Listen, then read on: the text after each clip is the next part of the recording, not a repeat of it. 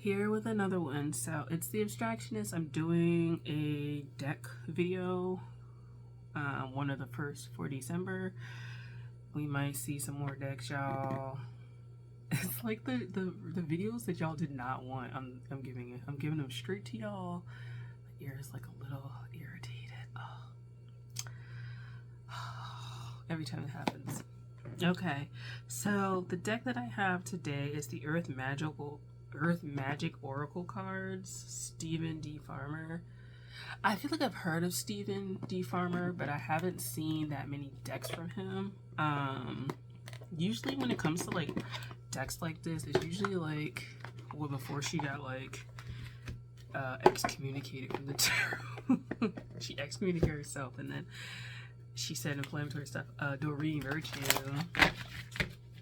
like, and Bradley Valentine. And I think somebody said that, like, if they were going to rebrand, because her name was all on their shit, like, they were just going to take her name off and keep Bradley Valentine. And that's exactly what the hell they did for the other decks that came out, since she renounced tarot and shit like that.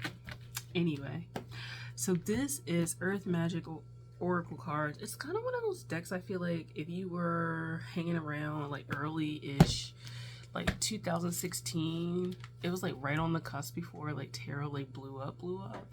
This deck was kind of like featured. Now some people like have this deck, but I don't see this deck that much. Like, I don't, not as for real, I don't see it that much. I was drawn to it because I have the Liminal Spirits Oracle, and that one kind of touches on themes like this. However, this one doesn't really have themes of like, not themes, but it doesn't really have plants and shit like that. And I feel like I have an ancestral deck that I'm trying to get rid of.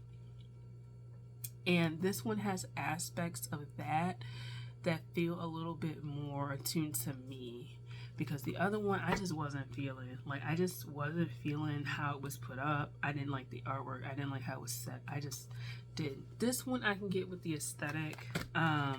Aesthetics being like cohesive is something that's really like big for me, because I kind of, if I feel like artistically it's cohesive, I feel like other aspects of the deck are cohesive. So I personally, oh, I didn't notice that. So this is the back. This is what the back looks like. So I personally like this because it's aspects of like ancestral cultures mixed in with like settings that are kind of realistic to where you would actually be. And then like different like keywords. And they've been like on point.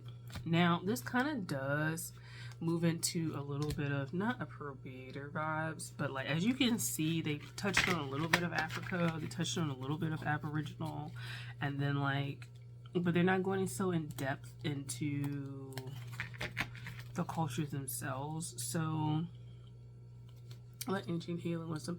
So if you're not comfortable with like decks that kind of pull from the globe, then this may not be the deck for you. It's not really as bad as like other decks that like clearly every other card is from another group of people, and then you barely get like a description.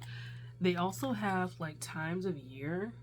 This is a deck that pulls from different parts of the world, but I kind of feel like has like a grounding in like northern hemisphere. So if you like that with a slight paganish feel, it's like an animist feel, but it's slight paganish, Wicca-ish, you might like it. And then it has like different places and key cards and stuff. Like this to me has potential to have a lot of depth, and it has the potential to do a lot of ancestral patterning work. And so I am interested in using this because I think that we could use it in that capacity and it would be pretty good. Because, you know, some decks, you know, are better than others for certain things. And I think that for a conventional kind of mass market deck, it has great potential from what I'm feeling about it, right? So I'm excited to use that. Okay, that's it for the decks. I will see you in another one. Peace.